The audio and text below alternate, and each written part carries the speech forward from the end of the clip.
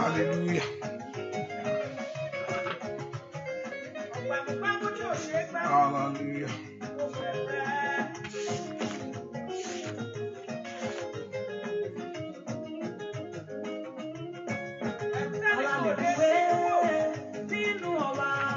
Hallelujah.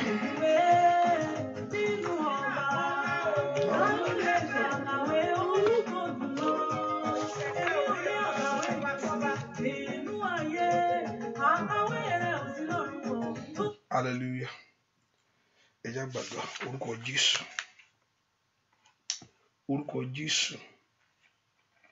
Ẹni máa ń Ísírẹ́lì àgbẹ̀ ọ̀gá fún orí ọ̀fẹ́ lẹ́ẹ̀kan sí àdúgbò fún àǹfààní tó fún wa. Àdúgbò fún agbára rẹ̀, àdúgbò fún owó ògo rẹ̀, àdúgbò fún owó ìyìn rẹ̀, àdúgbò fún owó àánú, àdúgbò fún owó àṣeyọrí, àdúgbò fún owó ògo, àdúgbò fún owó ẹwà rẹ̀. Bàbá lórúkọ Jésù Olúwa gbọ́ ọpẹ́ wa. Òwe ní Ísírẹ́lì wọ̀ látọ̀ wá láàárọ̀ yìí. Olúwa bá wa pàdé. Olúwa ná agbára ńlá. Olúwa ná agbára ńlá sínú ayé ẹnì kankan. Olúwa ná ọwọ́ ìṣẹ́gun rẹ lónìí. Olúwa ná láàárọ̀ ìbá wa pàdé. Ẹ̀jẹ̀ rẹ kó yí wa ká. Ẹ̀jẹ̀ rẹ kó bo ayé wa. Ẹ̀jẹ̀ rẹ kó yí wa ká. Ẹ̀jẹ̀ rẹ kó bo ayé wa. Ẹ̀jẹ̀ rẹ kó yí wa ká bàbá. Ẹ̀jẹ̀ rẹ kó bo ayé wa. Ẹ̀jẹ̀ rẹ kó yí wa ká. Ẹ̀jẹ̀ rẹ kó bo ayé wa. Ẹnu Ísírẹ́lì jẹ́ kí a rí àánú gbà. Lóru ìní Olúwa jára àánú gbà. Gbogbo ọ̀nà wa jára àánú gbà. Lórí ayé wa gbogbo jára àánú gbà. Aláàbò Góṣẹ́nì fàánú pàdé ayé wa. Aláàbò Góṣẹ́nì ṣàánú fún ayé wa. Jára àánú rẹ bàbá. Mọ́jòjó tì wá. Bá ogun wígbó ogun mi. Sí àánú lánàá ayé wa. A ó sì máa gbé ọ̀gá. Láì lórúkọ Jésù Kristi. Olúwa wa. Àmín. ẹ ká bẹ̀rẹ̀ sí dúpẹ́ lọ́wọ́ Ọlọ́run láàárọ̀ yìí. Just begin to lift our voice to God. Ẹ ká dúpẹ́ lọ́wọ́ Ẹlẹ́dàá pé Olúwa mà ṣe lórí ayé mi gbogbo. Ẹ ká gbé Jésù ga láàárọ̀ yìí pé ó mà ṣe o. Lift your voice and just begin to thank him. Ẹ ká gbé ga sẹ́ pé Olúwa ṣe lórí ayé mi, lórí ọ̀nà mi gbogbo. Ẹ ká sọ nípa ìyanu rẹ̀ àtòrí rẹ̀ lórí ayé wa sẹ́. Ọlọ́run mi ó mà ṣe o. Lord, I thank you. Ọlọ́run mi ó mà ṣe o. Lord, I thank you. Ẹni mọ Ísírẹ́lì ó mà ṣe o. Lord, I thank you. Ẹni tó pọ̀ nígbà tágbára ó mà ṣe o. Ó ṣẹ́nu lé mi gbogbo. Let's lift our voice and thank him. Ó mà ṣe lórí ilé mi. Thank him for everything. Dúpẹ́ lọ́wọ́ rẹ̀ fún àánú ṣẹ́. Dúpẹ́ fún orí ọ̀fẹ́. Ẹ kó dúpẹ́ fún ọwọ́ agbára ńlá. I want you to lift your voice and worship him wherever you are. Ẹ kó gbéga nítorí orí ọ̀fẹ́. Thank him for everything. Olúwa mà ṣe o. Olúwa mà ṣe o. Olúwa mà ṣe o. Dúpẹ́ lọ́wọ́ Ọlọ́run yìí. Ọlọ́run mi ó mà ṣe o sẹ́. Ẹni mọ Ísírẹ́lì ó mà ṣe o. Wọ́n tó pọ̀ nígbà tágbára. Ó ṣe o. Ó ṣe lórí ilé mi gbogbo. Ó ṣe lórí ọ̀nà mi gbogbo. Àwọn Ọlọ́run ò bá dúpẹ́ lọ́wọ́ Ọlọ́run yìí. Ọba tí ò fi ọ́ sílẹ̀. Ọba tí ò fi ọ́ sílẹ̀ fún ìfẹ́ ọ̀tá. Ọba tí ò jó lulẹ̀. Ẹni mọ Ísírẹ́lì ó ṣe o. Onítọ́jú ayé mi, onítọ́jú mi. Ẹni tí ń pa mí mọ́, tí ń dá mi sí. Ẹni tó ń dáàbò bò mí. Ohun súnjí sí ìmọ́lẹ̀ alààyè láàárọ̀ yìí. Now you are alive this morning. Lift your voice and just worship him. Exalt him. Dúpẹ́ lọ́wọ́ Ọlọ́run yìí. Olúwa ó ṣeun tèmi. Ó ṣe o. Kí ni fi dúpẹ́ láàárọ̀ yìí? Kí ni fi fọpẹ́ fún ọ? Fún oore tó ṣe lórí ayé mi. Ọpẹ́ mo mú wá o. Ó yá ọpẹ́ mo mú wá. Bàbá. Ọpẹ́ ni mo mú wá síwájú ìwọ Ọlọ́run. Ìyìn mo mú wá síwájú rẹ sẹ́. Jésù ó mà ṣeun o. Jésù ó mà ṣeun. Dúpẹ́ lọ́wọ́ Ọlọ́run alààyè. Dúpẹ́. Ó dúpẹ́ lọ́wọ́ Ọlọ́run. Dúpẹ́ lọ́wọ́ rẹ̀. Dúpẹ́ lọ́wọ́ Ọlọ́run.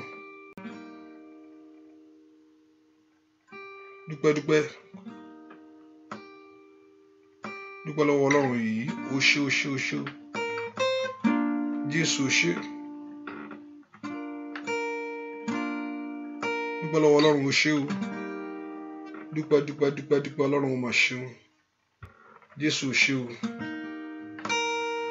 Dúpẹ́ o. Dúpẹ́ lọ́wọ́ Ọlọ́run.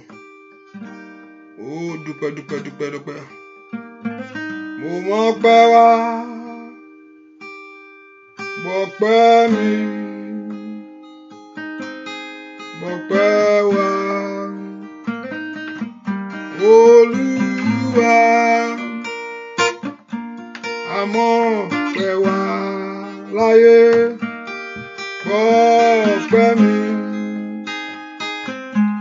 Gbọpẹ́ mi. Olúwa. Àmọ́ pé wá. Bàbá. Gbọpẹ́ wá. Kábíyèsí. Gbọpẹ́ mi. Olúwa. Mo mọ̀ pé wá. Bàbá mi máa gbọpẹ́ mi. Kábíyèsí. Gbọpẹ́ mi sẹ́. Olúwa. Mo mọ̀ pé wá sẹ́. Lift up voice. Gbọpẹ́ mi. Gbọpẹ́ mi. Olúwa. Mo mọ̀ pé wá.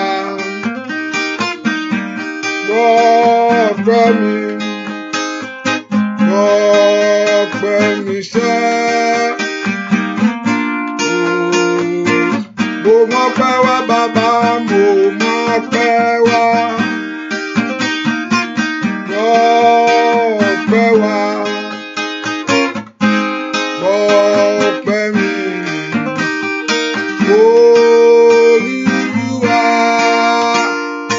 mo ọpẹ́ wá. Kábíyèsí ńlá gbọ́ ọpẹ́ mi, atóbi jù gbọ́ ọpẹ́ mi. Olúwa ó bá dúpẹ́ lọ́wọ́ Ọlọ́run, àbá yìn tọkàntọkàn. Thank him for everything. Thank him for your life. Dúpẹ́ lọ́wọ́ ẹ̀ fún àánú tó fi bu ayé rẹ sẹ́.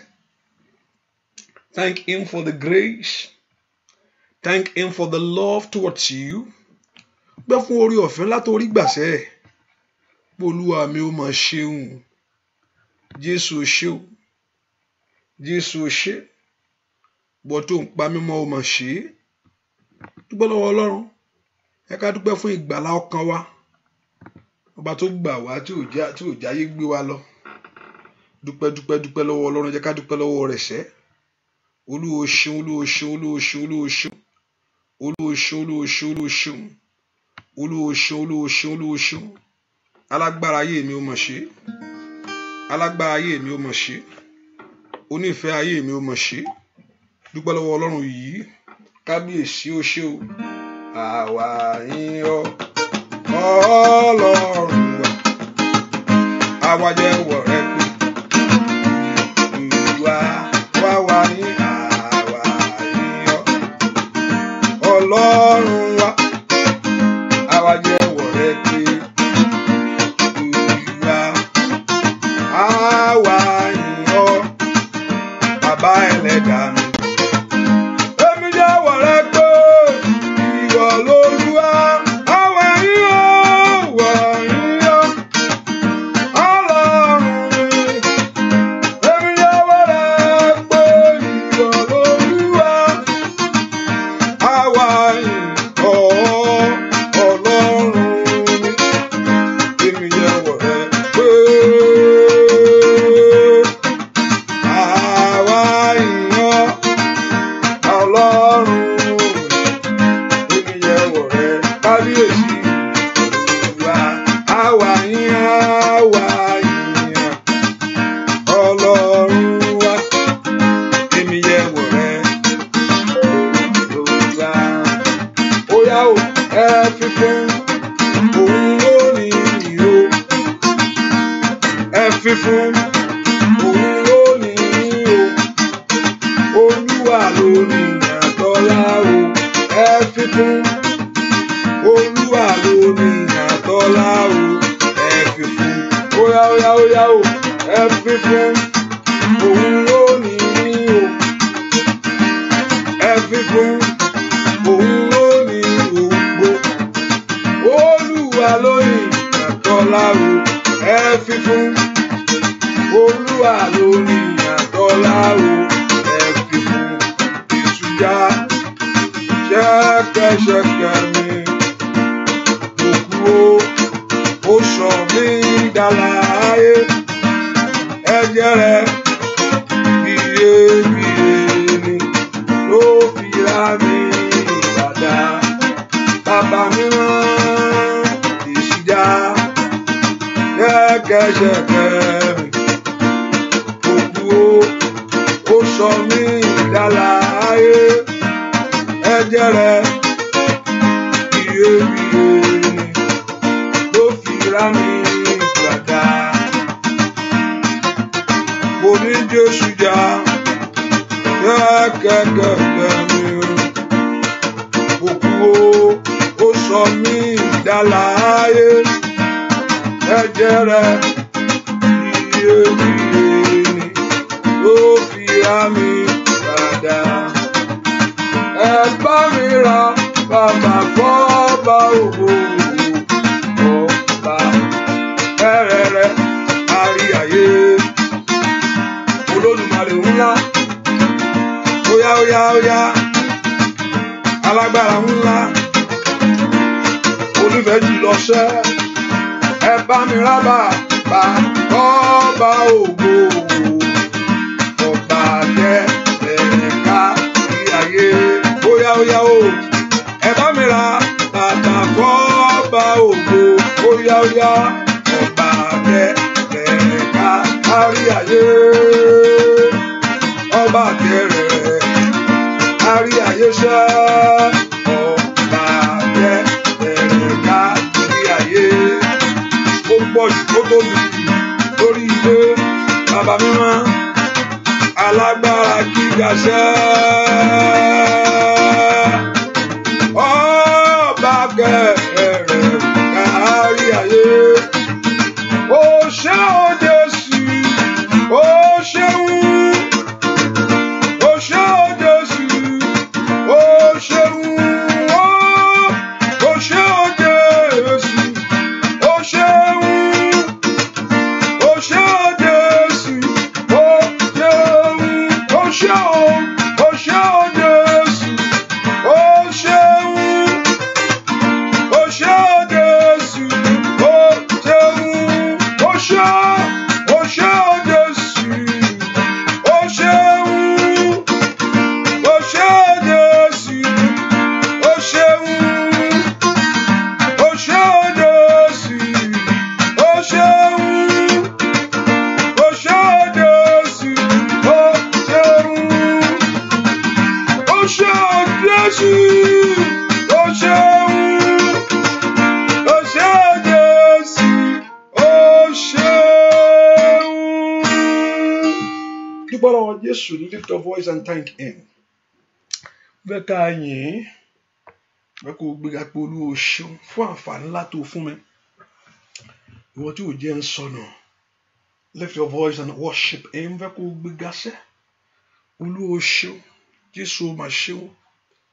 Ọba tó fàánú gbà mí. The Lord that look into your life with the mercy. Dúpẹ́ lọ́wọ́ Ọlọ́run. Dúpẹ́ lọ́wọ́ Ọlọ́run alààyè yìí. Jésù o ṣeun. O ṣeun lórí ọ̀nà mi gbogbo. Jésù mo fi gbogbo ògo fún. I lift my voice to you. Gbọ́ àdúrà lórúkọ Jésù Kristi. Olúwa wa. Ẹ kó sọ fún Ọlọ́run dárí ẹ̀ṣẹ̀ mi jì mí. Ask God that Lord should forgive you. I want to know whether my sister is there. If you are still there, that's why I'm just interpreting for you. If you don't understand Yoruba, just let me know that you are still there, so I will not be carried away. Olúwa dárí ẹ̀ṣẹ̀ mi jì mí. Lord, forgive me my sin. Olúwa dárí ẹ̀ṣẹ̀ mi jì mí. Ẹ̀mọ́ dárí àṣírí mi jì mí. Let God forgive you all your sin. Olúwa dárí àṣírí mi jì mí. Let God forgive you all your sin. Ẹ̀mẹ́mọ́ gbogbo ẹ̀ṣẹ̀ mi pápátá. All my sin. Gbogbo ẹ̀ṣẹ̀ mi. All my sin. Let God of heaven forgive all your sin. Olúwa dárí àṣírí mi jì mí gbogbo. Lord, forgive me all my sin. Ẹ̀jẹ̀ rẹ kó wẹ̀ mí láàárọ̀ yìí. Ẹ̀jẹ̀ rẹ kó wẹ̀ mí. Let your blood begin to wash me. Oh, masata tata libredo tokoyaba. Morúkọ Jésù, kí ẹ̀jẹ̀ Jésù wẹ̀ ayé rẹ. That the blood of Jesus wash your life. Olúwa fi ẹ̀jẹ̀ rẹ wẹ̀ mí tọkàntọkàn. Olúwa fi ẹ̀jẹ̀ rẹ wẹ̀ ayé mi. Let the blood of Jesus begin to wash you. Mẹ́kọ̀ọ́ porúkọ Jésù dáadáa mi tó wà sẹ́. Ẹni tó pọ̀ nípa tagbára. Olúwa fi ẹ̀jẹ̀ ńlá rẹ wẹ̀ mí. That the blood of Jesus begin to wash you. Olúwa fi ẹ̀jẹ̀ ńlá rẹ wẹ̀ ayé mi lọ́wọ́lọ́wọ́ báyìí. That the blood of Jesus begin to wash you. Ẹ̀jẹ̀ Jésù wẹ̀ ayé mi wẹ̀ mí tọkàntọkàn. Oya kọ́lọ́run kó bẹ̀rẹ̀ sí ro ti ẹ̀jẹ̀ rẹ̀ láàárọ̀ yìí. Orúkọ Jésù Olúwa ro ti ẹ̀jẹ̀ tó ta lórí igi àgbélébùú. As the Lord begin to look at the blood of Jesus that was shed for you. Olúwa ro ti ẹ̀jẹ̀ rẹ̀ tó ta lórí igi àgbélébùú. Oya. Ẹ má ro ti ẹ̀jẹ̀ lórí ayé mi. Morúkọ Jésù sẹ́. Morúkọ Jésù kọ́lọ́run kó ro ti ẹ̀jẹ̀ rẹ̀. Ro ti ẹ̀jẹ̀ rẹ̀. Alágbára. Ro ti ẹ̀jẹ̀ rẹ̀. Jésù mi. bàbá mi má gbà mí lọ́wọ́ ogun èṣù jẹ́jẹ́ rẹ̀ mo ní kí o rò tẹ̀jẹ̀ rẹ̀ alágbára rò tẹ̀jẹ̀ rẹ̀ Jésù mi bàbá mi má gbà mí lọ́wọ́ ogun èṣù lórí iṣẹ́ mi tẹ̀jẹ̀ rẹ̀ bàbá ní kó rò tẹ̀jẹ̀ rẹ̀ alágbára rò tẹ̀jẹ̀ rẹ̀ Jésù mi bàbá mi má gbà mí lọ́wọ́ ogun èṣù orí àtẹ̀jẹ̀ rẹ̀ ní kí o rò tẹ̀jẹ̀ rẹ̀ lórí ilé mi rò tẹ̀jẹ̀ rẹ̀ lórí ọ̀nà mi bàbá rò tẹ̀jẹ̀ rẹ̀ lórí ọmọ rò tẹ̀jẹ̀ rẹ̀ nínú ayé wa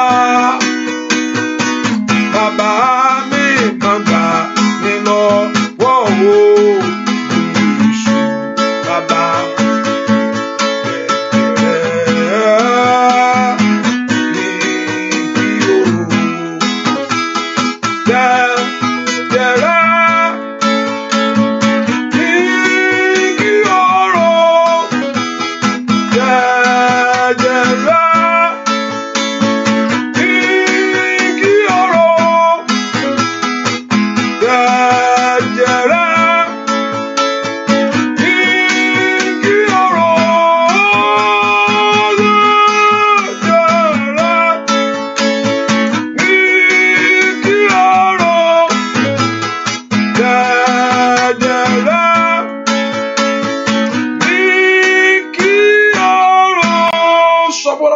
tẹ̀jẹ̀ rẹ̀ Lord your blood Olúwa rò ẹ̀jẹ̀ rẹ̀ má jò lọ lásán lórí ayé mi má jò lọ lásán o Olúwa rò ẹ̀jẹ̀ rẹ̀ nínú ayé mi kó gbà mí that God begin to know the blood of Jesus in your life Olúwa rò ẹ̀jẹ̀ rẹ̀ láàárọ̀ yìí kó mú mi bọ́ lọ́wọ́ ogun ayé mi sẹ́ ask the Lord the blood of Jesus the blood must cover your life.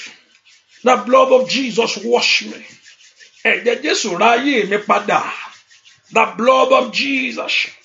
Ẹ̀jẹ̀ Jésù tú orí mi ṣe lọ́wọ́lọ́wọ́. Oh, makali baka fale pora tayaba. Láàárọ̀ yìí, ẹ̀jẹ̀ rẹ̀ fọ́ eré sínú ọkàn mi sẹ́. Oya. Begin to ask the blood of Jesus that the blood of him begin to wash you.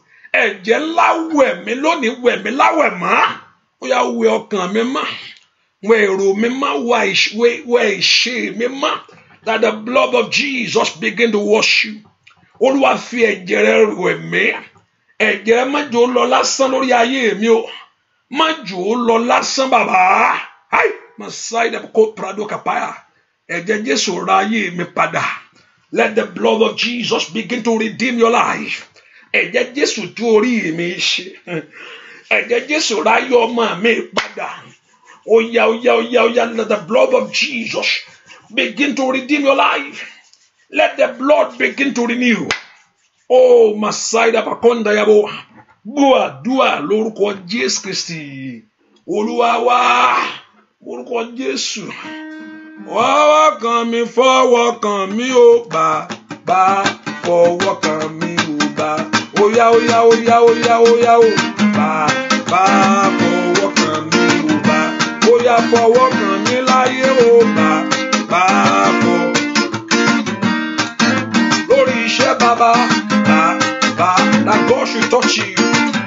Fọwọ́ kàn mí, ó bàbá. Fọwọ́ kàn mí, ó bàbá. Lórí ilé, lórí ọmọ, bàbá. Fọwọ́ kàn mí, ó bàbá. Óyá ní gbogbo ọ̀nà ráyé, bàbá. Fọwọ́ kàn mí, ó bàbá. Ọba tó fọwọ́ kàn orísun ẹ̀jẹ̀, bàbá. Fọwọ́ kàn mí, ó bàbá. Ó jí Lásárù dìde, óyá, ó bàbá. Andaya babo kafrada kafaya, alágbára ni o, oníṣẹ́ ìyanu, bàbá fọwọ́ kàn mí, bá lórí ilé, lórí ọ̀nà, bàbá fọwọ́ kàn mí, bá óyá, ó bá lórúkọ Jésù. Bàbá fọwọ́ kàn mí, bá fọwọ́ kàn wá, ó bá fọwọ́ kàn ayé rẹ, that God should touch you. Óyá, ó bá fọwọ́ kàn mí, bá óyá fọwọ́ kàn ayé mi sẹ́, óyá fọwọ́ kàn ayé àwọn èèyàn, óyá lórúkọ Jésù, bá fọwọ́ kàn mí, bàbá. Àdúrà yìí ó ní ìtumọ̀ ìgbà tí Ọlọ́run bá fọwọ́ kàn ọ́. I said this prayer will make sense to you when the Lord touch you. Ẹ ká pe orúkọ Jésù láàárọ̀ ìfọwọ́kàn mi. Olúwa fọwọ́ bà ayé mi. When the hand of the Lord touch you, no matter where you are, even if you are far away from here, the hand of God can still reach you. Orúkọ Jésù dáadáa. Olúwa fọwọ́ láàyànú rẹ kàn mí láàárọ̀ yìí. Olúwa fọwọ́ kàn mí, touch me, O God. Olúwa fọwọ́ kàn mí at the point of my very need. Ẹ má gbé ọwọ́ agbára lé mi lórí lọ́wọ́lọ́wọ́ báyìí. Let the hand of the Lord Jehovah God touch you. Óyá, Olúwa fọwọ́ kàn ayé mi. Ask the Lord to touch you. Olúwa fọwọ́ kàn àná mi. Ask the hand of God to touch you. Ọwọ́ Ọlọ́run kàn ayé mi lónìí. Óyá, lift your voice and pray that the hand of God should touch you. Ọwọ́ Ọlọ́run kàn àná mi. Ọwọ́ Ọlọ́run kàn iṣẹ́ mi. Ọwọ́ Ọlọ́run kàn ọkàn mi. Ọwọ́ Ọlọ́run kàn mí lónìí. Ní orúkọ Jésù. Olúwa fọwọ́ kàn mí. Ask the hand of the Lord to touch you wherever you are. In the name of Jesus. Ọwọ́ Ọlọ́run kàn ayé mi láàárọ̀ yìí. Olúwa fọwọ́ kàn ayé mi láàárọ̀ yìí. Olúwa fọwọ́ kàn àná mi láàárọ̀ yìí. Olúwa fọwọ́ kàn ayé mi láàárọ̀ yìí. Óyá. Lift your voice and pray to God. Dúà lórúkọ Jésù Kristi. Olúwa wá. Bẹ́ẹ̀ kí èèyàn kan gbàdúà. Olúwa ibi táyé ní kí n máa sunkún sí.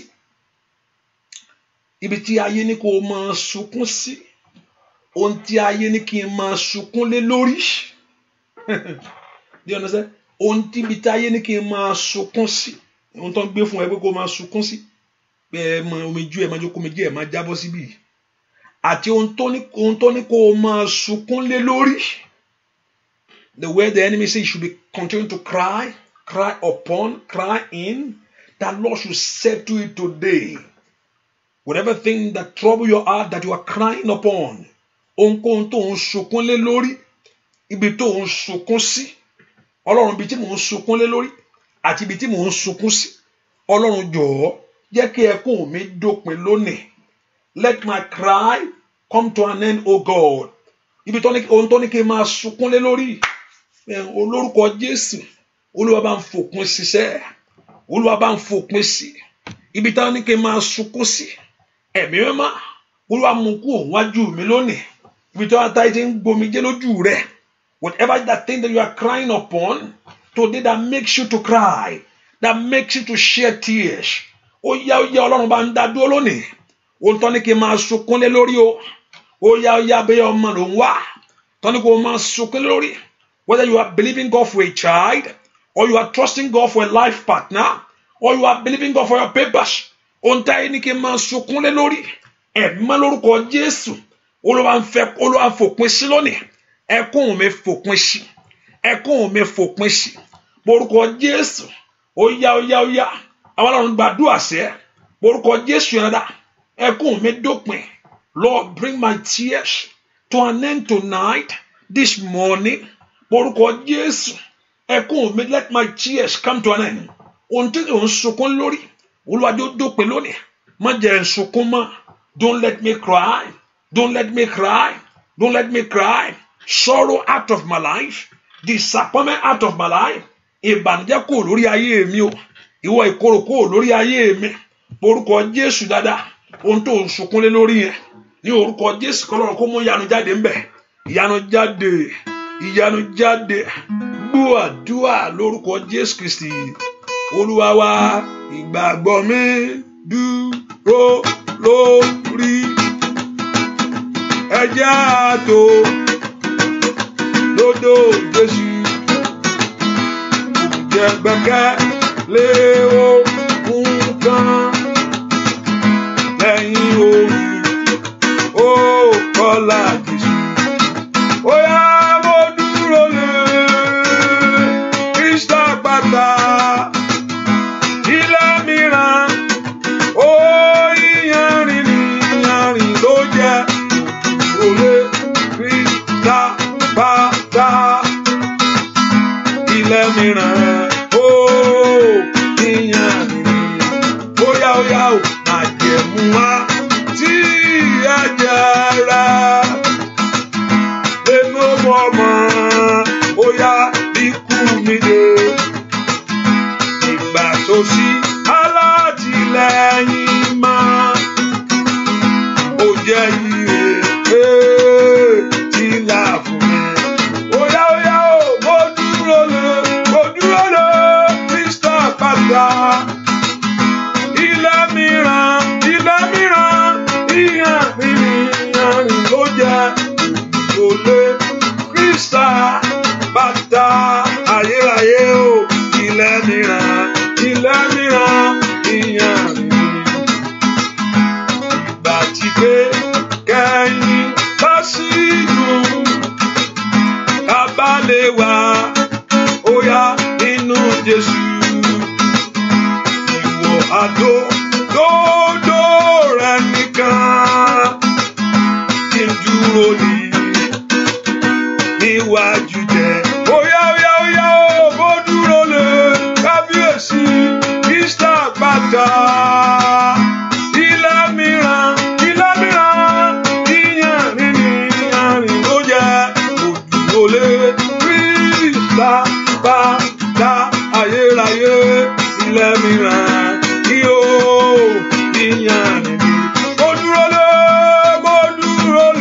lórí ọmọ Kristi àpáta ní gbogbo ọ̀nà sẹ́. Ilé mìíràn ìyanrìn ló jẹ́ ó dúró lé Kristi àpáta. Ayérayé ilé mìíràn ìyanrìn. Mo dúró lé Jésù Kristi àpáta alágbára. Ilé mìíràn ìyanrìn ló jẹ́ òdúró lé Kristi àpáta. Ilé mìíràn ìyanrìn ni. Orúkọ Jésù Olúwa mo gbẹ́kẹ̀lé ọ. Father, I put my trust in you. Má jòjú ó tì mí. Lord, ó sọ fún àwọn tó bá gbẹ́kẹ̀lé. Say those that put their trust in him shall not put to shame. Ẹ porúkọ Jésù, Olúwa mo gbẹ́kẹ̀lé ọ. Father, I put my trust in you. Má jòjú ó tì mí. Olúwa mo gbẹ́kẹ̀lé ọ sẹ́. Oya. Mando brando sikilebo kumbrande ketilebo. Porúkọ Jésù, Olúwa mo gbẹ́kẹ̀lé ọ. Má jòjú ó tì mí. Don't let me be put to shame, oh God. Ojú má jòjú ó tì mí ní ọ̀nà mi láyé. Ojú má jòjú ó tì mí lórí ọmọ. Don't let me be put to shame. I put my trust in you. Ìdí tó fi jí láàárọ̀ yìí tó fi gbójú rẹ sókè sí nìyẹn. Ojú ò gbọdọ̀ tì mí. Oya. Ọmọdé wọn porúkọ Jésù dáadáa mi tó wà sẹ́. Father, don't let me be put to shame. I put my total trust in you. Ìwọ ni mo gbẹ́kẹ̀lé fún ìyanu mi sẹ́. Ìwọ ni mo gbẹ́kẹ̀lé fún àṣeyọrí mi. Ìwọ ni mo gbẹ́kẹ̀lé fún ọ̀nà àbáyọ mi sẹ́. Onígbẹ́kẹ̀lé fún ohun ògo láyé mi sẹ́. Somebody lift a voice to God. Olúwa mo gbẹ́kẹ̀lé, I put my total trust in you. Orúkọ Jésù má jòjó tì mí. Gbogbo agbára tó ń fi ìtìjú lọ ayé mi. Gbogbo agbára tó ń fi ìtìjú lọ ọ̀nà mi. Gbogbo agbára tí ń fi ìtìjú lọ iṣẹ́ mi sẹ́. Ìwà agbára náà lórí ayé mi wọlẹ̀. Ó yá, lift your voice and pray. Má jòjó tì mí bàbá. Rútekele bókà póyá bókà páyà. Ọlọ́run gbà mí, má jòjó tì mí.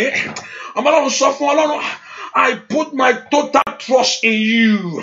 Ìwọ ni mo fi gbogbo ìgbẹ́kẹ̀lé mi sínú rẹ̀ sẹ́. Ó yá, ojú ò gbọdọ̀ tì mí. Ojú ò gbọdọ̀ tì mí. Don't let me be put to shame, O God. Let shame be far away from me. Ìtìjú kó jìnnà sí ayé mi o. Ìtìjú kó jìnnà sí ọ̀nà mi. Àní porúkọ Jésù dáadáa. Olúwa Ọlọ́run tó pọ̀ nípa tágbára. Má jòjó tì mí. Don't let me be put to shame, O God. Gbọ́ àdúrà lórúkọ Jésù Kristi. Olúwa wá, ẹ porúkọ Jésù. Olúwa fi àánú ṣe tèmi fún mi sẹ́. Olúwa fi àánú ṣe tèmi. Lord, in your mercy, visit me. Complete my own, O God. Àánú ni o. Àánú ni o. It's God's mercy. Àánú Ọlọ́run lèyàn lè rí gbà. Kìí nípa mímọ̀ ṣe. It's not because of you perfect or you know how to pray. It's the mercy of God. Olúwa fi àánú ṣe tèmi. Olúwa fi àánú ṣe tèmi. Morúkọ Jésù. Olúwa fi àánú ṣe tèmi. Oya fàánú ṣe tèmi sẹ́. Oh, masikete leboko tayaba yaba. In the Lord you do your own within in His mercy. Olúwa fi àánú ṣe ọtí ayé mi sẹ́. Oh, masototo ye. Ṣe tèmi láṣẹ pé. Ṣe tèmi láṣẹ yé o bàbá. Ara ilé mi bá mi gbèjè.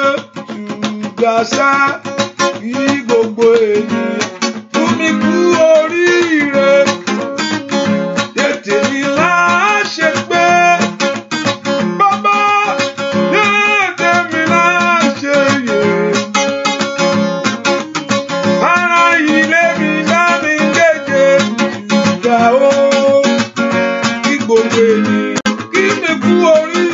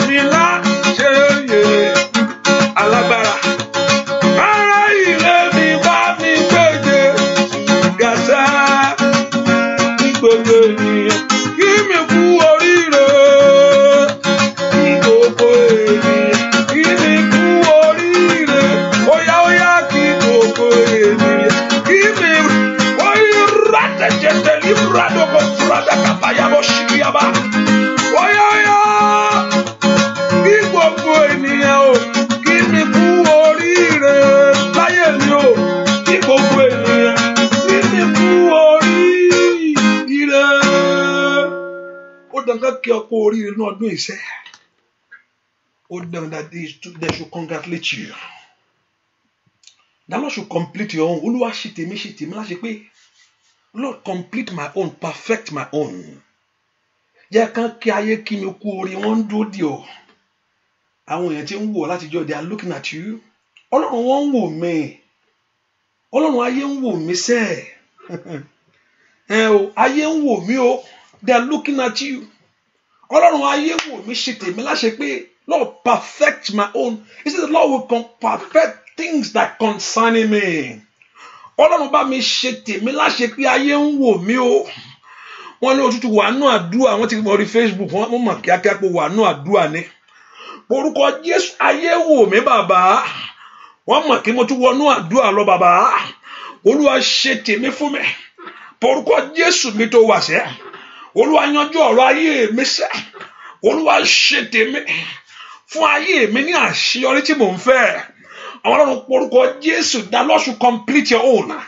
That Lord God of heaven to perfect your own. Ẹni tó pọ̀ nípa àti agbára. Oya. Father, complete my own in this year. Lord, perfect my own in this year. Olúwa ṣe tàwọn èèyàn yìí. Olúwa ṣe tàwọn èèyàn yìí. Olúwa ṣe tàwọn èèyàn yìí. Àwọn Ọlọ́run lánàá kó gbàdúrà ní orúkọ Jésù. Olúwa ṣe tèmi ní ọdún yìí. Àní ní oṣù yìí ni kó ṣe tèmi fún mi. Ó dá kó fún mi ní àṣeyọrí nínú ayé mi sẹ́. Ó dá kó lànà àbáyọ fún mi sẹ́. Ó dá kó bá mi gbẹ́rù ayé mi. Ẹ porúkọ Jésù dáadáa. Olúwa ṣe tèmi. Bó àdúrà lórúkọ Jésù Kristi Olúwa wa. If you have not yet shared the prayer, I see somebody is telling us to share the prayer. Can we do that? Hallelujah. I think somebody is typing, share the prayer, be a blessing. You know, when you share to others, it's a blessing. Not because I'm here. It's a blessing going God's presence. Adua is a blessing before God. It's a blessing to us. So that's the purpose I'm saying, not because of me. I say share. Prayer is a blessing. In any privilege to talk to the one, the creator of heaven and earth, is a blessing. So you are blessing others. Any privilege to talk to the one that is worthy, is a blessing. So share the prayer, be a blessing this morning. Eka porúkọ Jésù. Ohun tó ń dí mi lọ́wọ́, whatever as hindrances and obstacle, every hindrances that's in my life, that's in my way. Ọlọ́run ìdíwọ́ ayé mi bá mi mú kúrò. Lord, remove the hindrances of my life. Remove the obstacle of my life. Ọlọ́run ohun tó ń dí ayé mi lọ́wọ́ bá mú kúrò. Ọlọ́run tó ń dí ọ̀nà mi lọ́wọ́ bá mú kúrò. Orúkọ Jésù mi tó wà sẹ́. Ọlọ́run jọ̀ọ́ jẹ́ ohun tó ń dí mi lọ́wọ́ kó kúrò lónìí. Ohun tó ń dí ayé mi lọ́wọ́. Orúkọ Jésù. Ohun tó ń dí mi lọ́wọ́ bàbá bá mú kúrò. Ohun tó ń dí ọ̀nà mi lọ́wọ́. Or whatever as hindrances in your life. Every hindrances, every obstacle. Ọlọ́run mú kúrò, ẹ bá ń palẹ̀ rẹ̀ mọ́. Ohun tó ń dí àṣeyọrí mi lọ́wọ́. Ohun tó ń dí ìbùkún mi lọ́wọ́. Ohun tó ń dí ìgbéga mi lọ́wọ́. Ẹ porúkọ Jésù dáadáa. Every hindrances and obstacle. Ìwọ ìdíwọ́ àti ìwọ ìdènà. Ìwọ ìdíwọ́ àti ìwọ ìdènà. Ìwọ agbára ìdíwọ́. Every hindrances and obstacle. Gbọ́ àdúrà lórúkọ Jésù Kristi Olúwa wa. Nbẹ́kẹ́ nìkan gbàdúrà. Olúwa jẹ́ ó tó. Olúwa jẹ́ ó tó jẹ́ ó ṣẹ́kù. I saw a cloth. Mo rí aṣọ. Aṣọ yẹn mo kọ̀ rí. Ṣùgbọ́n ohun tí mo gbọ́ pé kò tó. Bẹ́ẹ̀ pé èèyàn fẹ́ ránṣọ. Bẹ́ẹ̀ pé èèyàn fẹ́ ránṣọ aṣọ yẹn ni. Ṣùgbọ́n ohun tí mo wá gbọ́ pé nígbà tí mo wo aṣọ yẹn kò tó. Bẹ́ẹ̀ pé nǹkan short. Something. Èèyàn fẹ́ ránṣọ kó lọ pa mẹ́ta.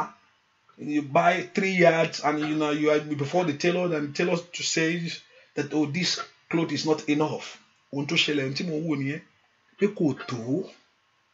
Olúwa ohun tí ò tó nú ayé mi jó tó jó ṣẹ́kù. Ọlọ́run tó pọ̀ nípa àti agbára. Ohun tí ò tó. The Lord should end the abundance of blessing. Ohun tí ò tó nú ọ̀nà mi lónìí Olúwa jó ṣẹ́kù. Ẹ̀yin ogun ọ̀run ẹ jẹ́ kí ìbùkún tó ayé mi. Orúkọ Jésù ohun tí ò tó Olúwa jó ṣẹ́kù. Kò tó wọ́n ń jọ yẹn. Ṣùgbọ́n Ọlọ́run mo ṣẹ́kù. Ohun kékeré ló gbé wá síwájú Olúwa.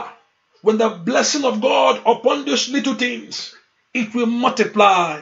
Èmi ò mọ bí tí kò ti tó. Ẹ pe orúkọ Jésù. Ọlọ́run jọ̀ọ́, ọwọ́ ọ̀pọ̀ yanturu. Ó yá wọnú ayé mi. Jó tó jó ṣẹ́kù. Olúwa jó tó jó ṣẹ́kù. Ẹ pe orúkọ Jésù dáadáa. Let it be enough. Linda lebo kompiro siki yaba yaba. Lift your voice and pray to God. Father, let it be enough. Ẹ pe orúkọ Jésù dáadáa. Olúwa jó tó jó ṣẹ́kù. Ó yá yá bùkún lù mí. Ó yá. Orúkọ Jésù dáadáa. Manone mentori ababa katayabo. Dúà lórúkọ Jésù Kristi. Olúwa wa àmín. Yálùmọ́.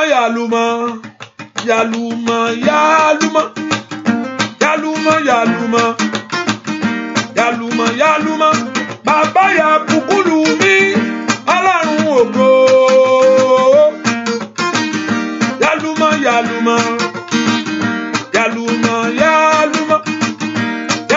Yálùmọ́ bàbá. Yálùmọ́. Bàbá ya bùkún lù mí. Ọlọ́run ògo. Rẹpẹtẹ.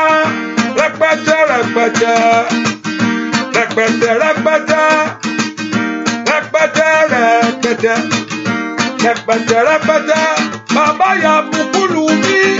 Ọlọ́run ògo. Óyá. Rẹpẹtẹ.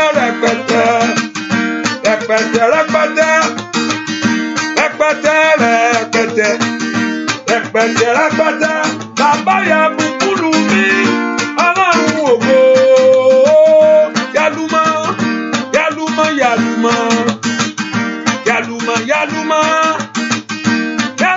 Yálùmọ́ bàbá o. Yálùmọ́. Bàbá ya bùkún lù mí. Ọlọ́run ògo. Orúkọ Jésù Olúwa yóò tónú ayé mi. Let it overflow. Olúwa yóò tónú, let it overflow. Orúkọ Jésù dáadáa bí tó wà sẹ́. Ọlọ́run mi, let it overflow. Orúkọ Jésù, let it overflow. Ìbùkún rẹ lórí ayé mi. Anananandari oshikiyadadea. Mando brado dikefele kostel kataleya. Orúkọ Jésù, Father, let it overflow. Olúwa jó pọ̀, ìbùkún rẹ jó tó. Jó pọ̀ sí. Ọlọ́run lanu kó gbàdúrà. Orúkọ Jésù dáadáa mi tó wà. Call the name of Jesus wherever you are. Ọlọ́run yà ìbùkún lù mí. Ìbùkún àṣeyọrí. Nínú ṣìkìyàbá. Of fruitfulness and your blessing. Orúkọ Jésù dáadáa mi tó wà. Ẹ̀yin ogun ọ̀run ẹ yà ìbùkún lù ayé mi. Somebody open your heart and pray. Ẹ̀yin ogun ọ̀run ẹ yà ìbùkún lù iṣẹ́ mi. Ayé mi jó ní bùkún. Let the blessing of you, O God, overflow in my life. Ayé mi jó ní bùkún. Let the blessing of God overflow in your life. Somebody open your heart and pray. By the blessing of God in every area you are trusting God. By the blessing of God in every area that you are believing God. Ìbùkún yanturu rikaparunda bayaba. Ìbùkún yanturu riketelebo kopayaba. Ìbùkún yanturu yesembrendo kopayaba. The blessing of God. Ìbùkún the blessing of God, the overflow of God's blessing. Ìbùkún yanturu. Oya Ọlọ́run ya bùkún lù mí. Oya ya lù mí lórí ọmọ. Oya that God should pour the abundance of His blessing. Abundance of God's blessing. Ìbùkún Ọlọ́run ní gbogbo ọ̀nà. Abundance of God's blessing. The overflow of God's blessing. Ìbùkún Ọlọ́run ní gbogbo ọ̀nà. Dúà lórúkọ Jésù Kristi. Olúwa wá, ẹ ká porúkọ Jésù. Olúwa parí iṣẹ́ rẹ lórí ayé mi. Father, complete your work in my life. I hope that my sister is still there. Say amen if you are there. Ọlọ́run parí iṣẹ́ rẹ lórí ayé mi. Father, complete your work in my life. Kò yẹ kó tún parí ẹnìkan sọ pé iṣẹ́ rẹ kó tún dúró. Let your work stand. Ọlọ́run parí iṣẹ́ rẹ lórí orílẹ̀-èdè yìí fún mi sẹ́, in this country. Olúwa parí iṣẹ́ rẹ lórí ayé mi. In this very country tí mo wà yìí. Olúwa parí iṣẹ́ rẹ nínú ayé mi. Father, complete your work in me. Olúwa parí iṣẹ́ rẹ nínú ọ̀nà mi. I want you to lift your voice and pray. Nimbrendo sombrando mbrande kelebo mfradaya. Borúkọ Jésù dáadáa mi tó wà. Ẹ̀má ní àárọ̀ yìí. I said this morning, oh God. Olúwa parí iṣẹ́ agbára lórí ayé mi sá. Complete your work in my life. Olúwa parí iṣẹ́ àṣeyọrí nínú ayé mi sá. Mẹ́kọ̀ọ́ porúkọ Jésù má jẹ́ n dààmú mọ́. Don't let me suffer, oh God. Má jẹ́ n dààmú mọ́. Don't let me suffer, oh God. Má jẹ́ n jìyà mọ́. Don't let me suffer, oh God. Ẹ porúkọ Jésù dáadáa. Ọlọ́run jọ̀ọ́. Ó yá parí iṣẹ́ rẹ lórí ayé mi sẹ́. Father, complete your work in my life. Ó yá Olódùmarè parí iṣẹ́ rẹ. Lónìí parí iṣẹ́. Ó yá parí iṣẹ́ ìyanu. Mendombrendo to pikete yaba. Ask the Lord to complete his work in your life. This is another week again. Oh, open your mouth and pray. I said this is another week again. Mo ní ọ̀sẹ̀ tuntun rèé. Ó yá Olódùmarè parí iṣẹ́ ńlá. Olódùmarè parí iṣẹ́ agbára. Olódùmarè parí iṣẹ́ ìyanu. Olódùmarè parí iṣẹ́ ọ̀nà àbáyọ. Father, complete your own. Complete your work in me. Ó yá ṣiṣẹ́ rẹ lórí ayé mi. Ó yá parí iṣẹ́ náà o. Ẹ má parí iṣẹ́ tó ti bẹ̀rẹ̀. In Jesus' name, we pray. I will pray for somebody, and that the person immediately as you are praying, if anyone today that have been bound in 30 delay ni, kí Ọlọ́run kó tú ẹ náà sílẹ̀.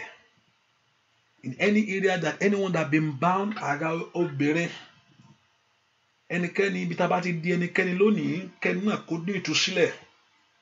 Kò bá jẹ́ aláboyún, maybe a pregnant woman, or someone that is trusting God for God, that in any area that you have been tied, in any area that you have been bound, today the Lord God of heaven will release you.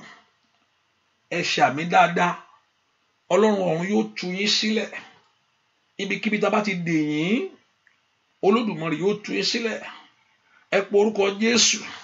Ọlọ́run mo gbórí mi wá sẹ́. Lord, I'm here. Ọlọ́run ayé mi mo mú wá. God, I'm here. My life. Olúwa ṣàtúnṣe bẹ̀. Lord, begin to renew and begin to repair. Ṣàtúnṣe ohun tí ayé ti bàjẹ́ sẹ́. Tú ohun tí ayé ti dè mọ́lẹ̀. Begin to release.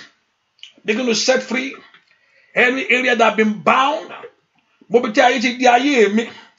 Olúwa tú mi sílẹ̀ láàárọ̀ yìí. Gbogbo èdè mi já o. Ìdè mi já o. Ìdè mi já o. Ìdè mi já o. Ìdè ayé mi já. Somebody open your mouth and pray. Every hindrance is an obstacle. Gbogbo ìwọ ìdè àṣetì. Ìwọ ìdè àmúbọ̀.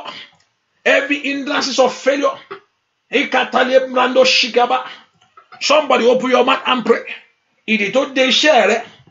Ìdè tó dè ọwọ́ rẹ. Èyí tí òjò orí òun gbà. Every bondage be loose now. Ìtúsílẹ̀ kó bẹ̀rẹ̀ láàárọ̀ yìí. Let there be deliverance this morning. Ìtúsílẹ̀ jó bẹ̀rẹ̀ láàárọ̀ yìí. Ó yá. Hi! Sáírà. Gbọ́ àdúrà lórúkọ Jésù Kristi. Olúwa wa. Bẹ́ẹ̀ kí ẹ̀kan gbàdúrà. I want somebody to pray. Mo rí pé ìkòkò wà níwájú. Mo rí pé ọwọ́ fẹ́ jáde, ó fẹ́ mu omi nínú ìkòkò yẹn. Like maybe there's a pot and there's a hand from that pot that person want to drink. Ṣùgbọ́n ohun tí mo gbọ́, Olúwa má jẹ́ ó bàjẹ́. Ọlọ́run ibi tí mo ti ń mu omi má jẹ́ ó bàjẹ́. Maybe you don't understand. Ìkòkò, there's a pot and omi wà ńbẹ̀. Ṣùgbọ́n bí wọ́n fẹ́ bu omi nínú omi yẹn, má jẹ́ ó bàjẹ́. Obi tó ti mu omi má jẹ́ ó bàjẹ́ o. The way that you are drinking, Olúwa má jẹ́ ó bàjẹ́. Let the place that I'm drinking, ó lè má jẹ́ ibi tó ti mu omi. Mo ti mu ní ẹnu táàpù ló ti mu. Hallelujah. Ọ̀rá gólísì ló ń gbé mu. Ṣé rágólísì yẹn ló fẹ́ bàjẹ́? Orúkọ Jésù, iṣẹ́ mi má jẹ́ ó bàjẹ́. Orúkọ Jésù, ibi tó mo ti ń mu omi má jẹ́ ó bàjẹ́ o. Ibi tí mo ti ń mu omi, téèyàn bá mu omi, ìtura ló máa ń fi hàn. When you drink water, it relieves your body. The place that is giving relief. Bá iṣẹ́ ni má jẹ́, bá ilé ni má jẹ́ ó bàjẹ́. Ẹnikẹ́ni tó fẹ́ dà nǹkan bẹ̀, Olúwa má fún ṣe. Anyone that want to pour evil thing in it, Olúwa má fún ṣe. Má jẹ́ ó bàjẹ́. Ibi tí mo ti ń mu omi má jẹ́ ó bàjẹ́. Ẹ porúkọ Jésù, ọ̀tá má gbà ọ̀tá láyè, má bàjẹ́ o. Olódùmarè má gbà láyè. Ohun tó dáa fún mi, Sátánì má jẹ́ ó bàjẹ́. Whatever that is good to you, that is good for you, Father, don't let enemy destroy it. Ohun tó dáa fún ayé mi, Sátánì má jẹ́ ó bàjẹ́. Má jẹ́ ó bàjẹ́. Porúkọ Jésù bá lanu kó gbàdúrà sẹ́. Ọlọ́run má jẹ́ ó bàjẹ́ o. Má jẹ́ ó yí dànù. Lórí ọmọ má jẹ́ ó bàjẹ́. Lórí ọkọ má jẹ́ ó bàjẹ́. Somebody open your heart and pray. In Jesus' name we pray. You can also listen to this prayer by going on Akoko Ayomi himself. Akoko Ayomi. I know those on the line. I know those that you are listening to me through the Akoko Ayomi himself. Akoko Ayomi, there's Akoko Ayomi radio. Akoko Ayomi, you can listen to the past prayer. And anytime I will repeat again. Anytime I'm on live, I put the Akoko Ayomi radio himself. You can go on Play Store. You can go on and download the radio itself. It's 24-hour radio. So anytime on live, also, if I have a big internet Wi-Fi, so I can able to use that. But anytime that I'm doing Yoruba section, I'm live on it. And also I've been saying it that sometimes I just don't want to go on Facebook and just go on that radio because the radio line, so I can just be there and do so. But I don't want everyone to be also familiar with it also. So you know if I'm there, I'll just no Facebook, just on that radio line alone and just minister to you. Hallelujah. Hallelujah. So if you want to listen, you can still listen. So just add to one of your place, you listen to the prayer. So and also the Showers of Blessing app itself, you can download the Showers of Blessing app. So I'm telling you because of tomorrow prayer, you can use that at radio line. The radio line you can go for the app also. I don't want to make it like a radio line. The app also I can use it as a radio line like I did for 24 hours. But if I do that, immediately I stop, I will delete. It's gonna delete. So that thing. So I don't really. So I use as app. So but maybe tomorrow because of the long journey, maybe 7 hours. I don't know whether I'm gonna put it on a radio line. So it's just there. And Akoko show like a radio, so you can listen to it. So, but just make it on the phone line. Also, is 88-857-217-6700 889788. Hallelujah. So the phone line too. Also, just make all these things available tomorrow. So in case internet is good, let me use the word good and excellent. Hallelujah. So the Lord Jehovah God will bless us. Eka porúkọ Jésù. Ọlọ́run jọ̀ọ́, Olúwa fún mi ṣe. Lift your voice and talk to God. Olúwa fún mi ṣe. Father, make it possible for me. Olúwa gbà fún mi. Lord, allow me, O God. Permit me, O God. Olúwa fún mi ṣe ní ọdún ìkí n lọ́kọ. Lord, permit, O God, for me to carry my baby this year. Ẹ̀yin O God, ọ̀run ẹ fi àyè lágbà mí. Now, Lord, make it possible for me. Ẹ porúkọ Jésù dáadáa. Kí ló ń wá sẹ́ porúkọ Jésù? I don't know what you are trusting God for, Borúkọ Jésù dáadáa. Ẹ̀yin ogun ọ̀run ẹ gbà mí láyé. Olúwa fún mi ṣe. Olúwa fún mi ṣe. So pray to God, Lord, make it possible for me. Borúkọ Jésù dáadáa. Lord, make it possible for me. Ẹ̀yin ogun ọ̀run ẹ fún mi ṣe. Jehovah God ẹ fún mi ṣe. Ẹ jẹ́ kí ìmọ́lẹ̀ tàn sínú ayé mi. Lord, make it possible for me. Ẹ porúkọ Jésù. Ẹ gbà mí láyé. Father, permit me, oh God. Ẹ fún mi ṣe. Ẹ fún mi ṣe. Orúkọ Jésù. The Lord make it possible for you this year. For your story to change. Olúwa ẹ fún mi ṣe. Kí ayé mi láyọ̀ láyé. Ẹ̀yin ogun ọ̀run ẹ fún mi ṣe. Ẹ porúkọ Jésù. Ẹ fún ayé mi ṣe. Father, make it possible. Olúwa fún mi ṣe ṣe. Olùgbàlà fún mi ṣe. Olùgbàlà fún mi ṣe.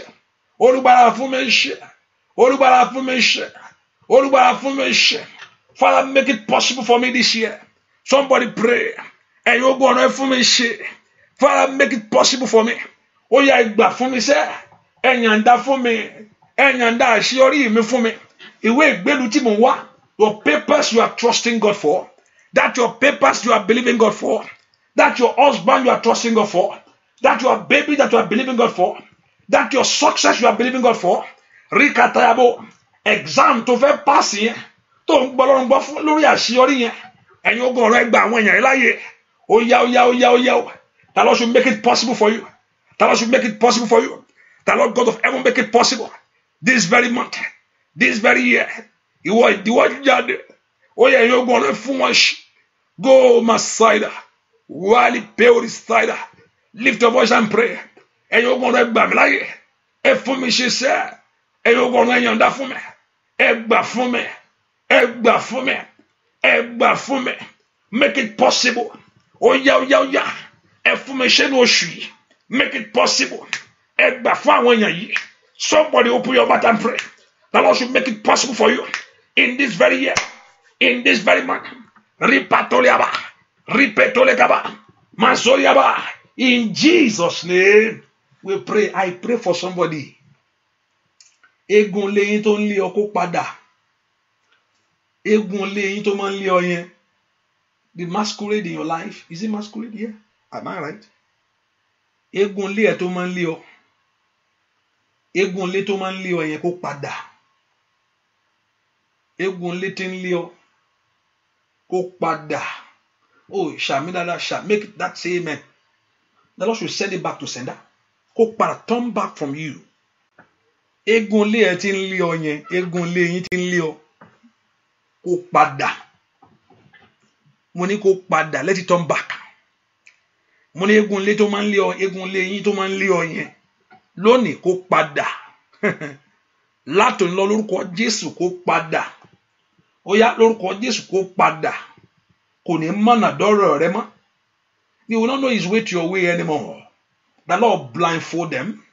Blindfold them. Blindfold them. Blindfold them. Blindfold them. Kí ni orúkọ Jésù?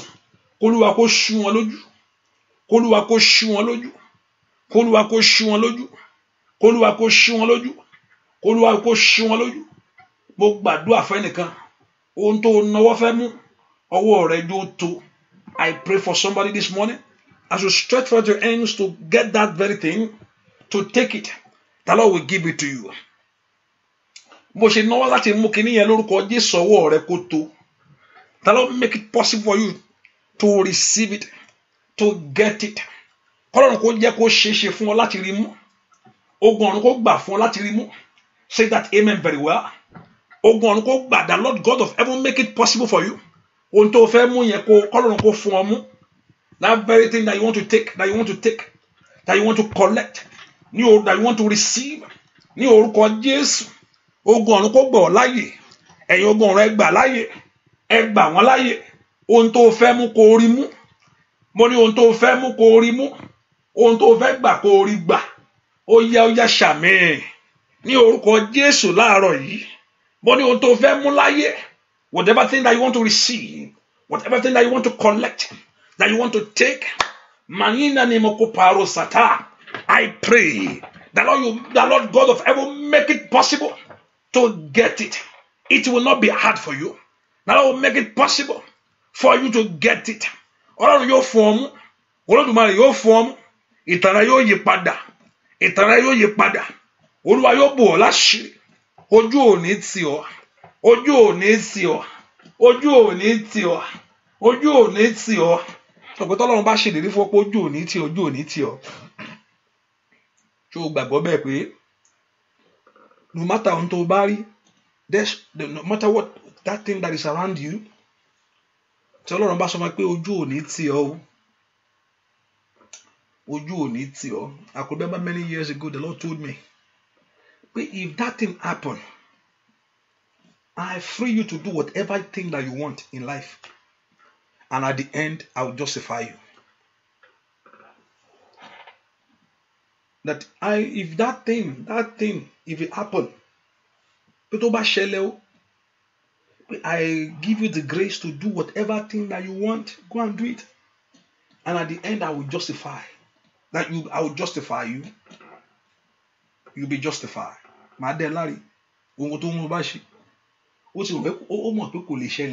He knows that thing will not happen because he is not a man to lie. He cannot lie. So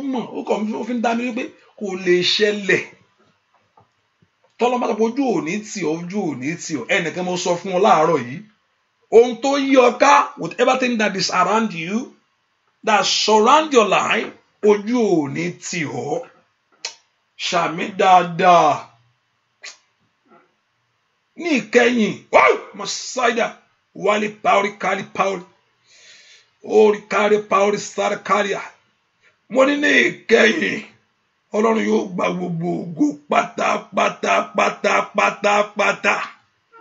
The Lord God of heaven will take all the glory.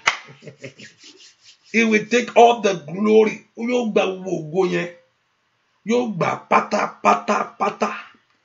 Gbogbo ògo yóò jẹ́ ti ẹ̀ṣẹ̀. Gbogbo ọlá yóò jẹ́ ti bàbá yìí. Mo ní ojú ò ní tì ọ́. You will not be put to shame. Kọ́ntì sọ́tún kọ́ntì sósì ìwọ ni ó borí sẹ́ ìwọ ló máa láyọ̀ ọ̀tá tó ní kò ní sí ọ̀nà lójú ẹ̀ gangan ọ̀nà yóò wà. Anyone that say no to your life, the Lord will make a way. The Lord will make a way for you. Ọ̀nà yóò là fún ọ lójú wọn. Ó rí tiẹ̀ ṣe sẹ́ láàárọ̀ ìkólúwa kó bọ́ ọ pàdé. The Lord should meet you at the point of your need. The Lord should wipe away your tears and give you the joy that you want. Kólúwa kó nu omijé rẹ nù kó fún ọ ní ayọ̀ tó ń wá kínú rẹ kó dùn kọ́kàn rẹ balẹ̀ oúnjẹ ayọ̀ kó jiná fún ọ. Ó ẹnìkan mo gbàdúrà fún ọ bí tó wà yẹn mo ní oúnjẹ àṣeyọrí kó jiná fún ọ ní orúkọ Jésù. Oúnjẹ ayọ̀ kó jiná fún ọ. The Lord will make it quicker for you in the name of Jesus. Make everything perfect for you in the name of Jesus. Maribagaya shikelebo rimbelegetelebo kanfaya mandombrendo tokotoye manzote kilaba ó borí inú rẹ yóò dùn ó rí ìbùkún náà orúkọ Olúwa yóò di gbígbéga ẹwọ Ọlọ́run yóò tẹ̀lé ayé rẹ ọwọ́ Ọlọ́run yóò kàn ọ́. The hand of God will touch you. The blessing of God will touch you. The Lord will make your life fruitful. Mo wá gbàdúrà, I pray for someone that is bound today. The Bible told me if the Son set you free, that you are free indeed. Not only you are free, it's put it there that you are free indeed. I mean totally free. In anyone that is bound today, ẹnikẹ́ni tá a dè lónìí. In anyone that is bound, oyún tá a bá dè, oyún tá a bá dè, oyún tí ọ̀tá dè, oyún tí ẹni bí dè, ní orúkọ Jésù k'Olúwa kó tú. Ẹnikẹ́ni tá a dè oyún rẹ̀, ẹnikẹ́ni tá a dè ayé rẹ̀. In anyone that been bound today, let the hand of God release you. Ibikíbi tá a ti dè ọ́, ní orúkọ Jésù k'Olúwa kó tú ọ. That God set you free today. As you are going, the Lord will go with you. The Lord will make the land prosper. You will prosper in that land. Ọlọ́run yóò bùkún orílẹ̀-èdè yẹn.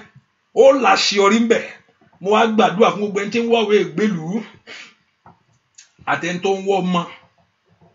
Those are trusting God for the fruit of the womb and that trust God for the papers. àdúrà ṣe iṣẹ́ àwọn méjì yẹn nìkan ni àwọn gbogbo ń tẹ̀ ń wá. You are believing God for the fruit of the womb. Lay your hand upon your stomach. Ìwọ tó wá gbé ìgbélú gbéwọ́lú ọ̀tún rẹ lórí rẹ. I pray for these people, oh God. Quickly, Holy Spirit, answer them. Quickly, Holy Spirit, make a way for them. Lord, turn things around. Thank you, Holy Spirit.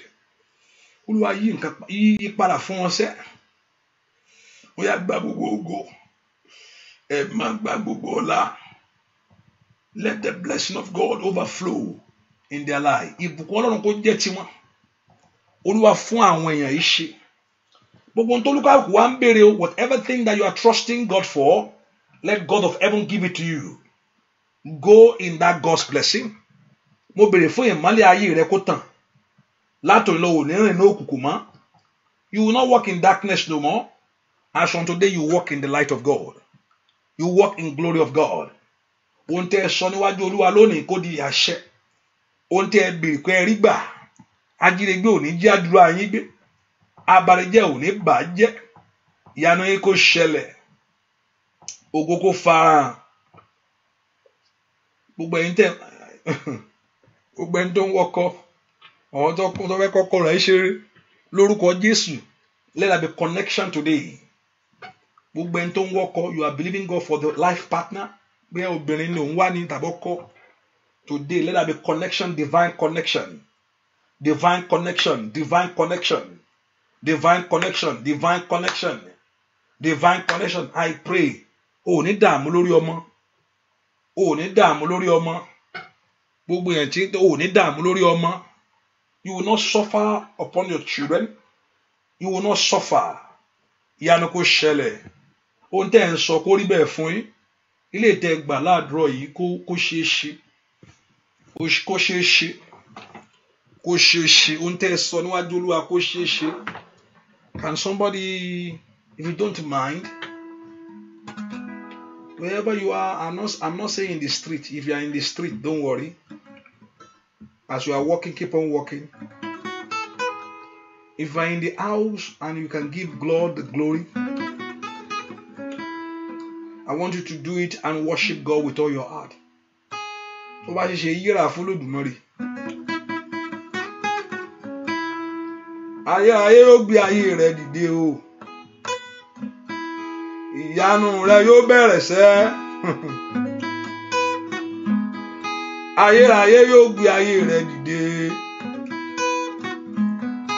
Ìyanu rẹ yóò bẹ̀rẹ̀ sẹ́. Gbogbo ojú yóò rí o. Ó bẹ̀yìn Olúwa. Ó bẹ́ẹ̀ gbé bàbá ga. Ẹ ṣé.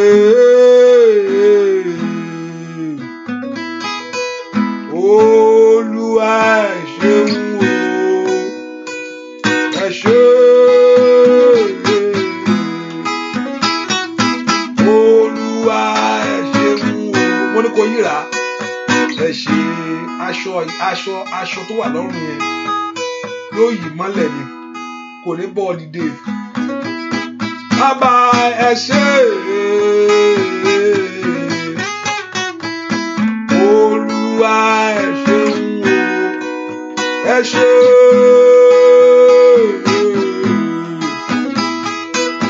Olúwa ẹ ṣeun o. Ẹ ṣé. Ẹ ṣé. Bàbá Olúwa ẹ ṣeun o. Ẹ ṣé. Olúwa ẹ ṣeun o. Ẹ ṣé. Hallelujah. Mo ní kó yíra fọ́lọ́run. Aṣọ tó wà lọ́rùn yẹn yóò yá. Mo ní kó yíra. Just give that glory to God. Hallelujah. Just put in mind that the prayer continues tomorrow morning by God's grace. I mean, this morning around 6 a.m. our time, which is your time, maybe 11 or 12, your time this morning. And also tomorrow morning, there will be maybe a short prayer early in the morning. And tomorrow we know we are fasting tomorrow. And I'm not saying you should fast all day, that you just make sure you fast tomorrow. No, Tuesday. In that 7 hours prayer, from that 12, which is going to be from your evening, you are setting apart yourself for 7 hours in God's presence. Even though you are at a place of work, just let your heart connect with God. For that 7 hours, you can do it. And what I was just going to do, just be available here if it's possible. So I'm going to be here. And also, if I can have, I'm trying to get some man of God in our midst on Tuesday. So we begin the prayer by 12 noon my time, which is your time, maybe around 5 in UK, maybe around 6 in Nigeria, or 6 in France, or something like that, or anywhere your country. Check the time with my time. So Adra Emma Bere. So we are in God's presence. Even though you are listening to music, just set yourself apart for that 7 hours, and you focus on God, and you focus before Jehovah God.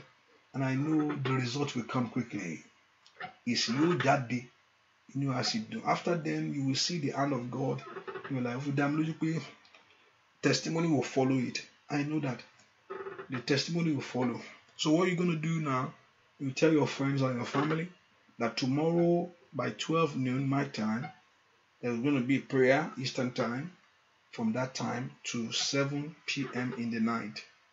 So that's 7 hours right there. And the Lord Jehovah God will bless you. 5 in Nigeria and UK as well. Oh, it's the same time. I don't know. 5 in UK. So let's say it's 5 in UK. Hallelujah. So also in Nigeria. So look at the time, and the Lord Jehovah God will bless you. So make sure that the Facebook, the YouTube, and the showers of blessing, and the phone line, and also the Akoko Ayome radio itself is available, so you can listen to it through anyone there, and the Lord Jehovah God will bless you. Hallelujah. And also, we need your support before on the 15th. I really need this. Hallelujah. And I'll be happy if you can do it. There's a plan that is valid till on the 15th of this month. After 15th of this month, no. So there's something else on that plan which is very important. One of the app that I'm using, we renew it every year. So if God lays something upon your heart, please do that. I told us it's good to be a blessing. Don't just say, oh, because it's Facebook. Everybody can, even though you can get your Facebook on your phone, you can pick a Facebook on your phone and begin to Facebook yourself as you selfie yourself too. You can do that. You say, oh, that's Facebook, nothing. I know that it's Facebook. Hallelujah. But also it costs things. Hallelujah. Praise the Lord. So be a blessing. Be a blessing to things of God. Hallelujah. And the Lord Jehovah God, anything that you believe, so far you believe is good, you be a blessing to it. David said, I will not offer to God what will not cost me anything. You don't offer to God things that will not cost you. It's not, oh, it's very cheap. I just, this is a prayer line. This is on the phone. No. So far it's to God. Don't let it cost you something. And you are the one that know. He said, I will not offer to God things that will not cost me anything. So that's a person that knows the value of the things of God. The Lord Jehovah God will bless you. Oh yeah, Lord Shiriri. Oh yeah, Lord Bari. Oh yeah, Lord Irimu. Iriku Dibai. Awesome. What do you awesome? Awesome, Connie. Awesome, Yakan. Just one. Ṣùgbọ́n wọ́n gé kékèké. Awesome, Yakan. And also tomorrow, remember, you are bringing a fruit on that 7 hours prayer. Yes. And ṣùgbọ́n ọ̀sán mo rí pé wọ́n gé kékèké. Kò rí tiẹ̀ mú bẹ́ẹ̀. Mo ní kò rí tiẹ̀ mú. The blessing of God. Receive your own. So shall it be. Ohun tó ń ṣe yẹn, tí gbogbo èèyàn ń ṣe tí wọn náà dáwọ́lé láti ṣe fún rere bóyá kí wọn náà rí tiẹ̀ ṣe ń bẹ̀. Bẹ́ẹ̀ ni ó sì rí. Jésù Kristi Olúwa wa, àmín àmín àmín àmín lórúkọ Jésù. Do we pay into the partner? Yeah, you can use that to do. You can use PayPal or go on our website, FCE Ministry, but please make sure you put it there that for the app, or you say for the studio something, whatever. Just make sure you differentiate it. Hallelujah. And if it's for me, say it's for me. God bless you. God bless you. Hallelujah. Lẹ́ka ṣòro ọ̀fẹ́. Oore ọ̀fẹ́ Jésù Kristi Olúwa wa. Kẹ́ra àánú gbà. Kóore ọ̀fẹ́ kó dájú. Àánú kó ṣẹlẹ̀. Jésù Olúwa wa. Àmín. Àmín. Àmín lórúkọ Jésù. Hallelujah. God bless you. See you in the morning. God bless you. Bye bye. Hallelujah.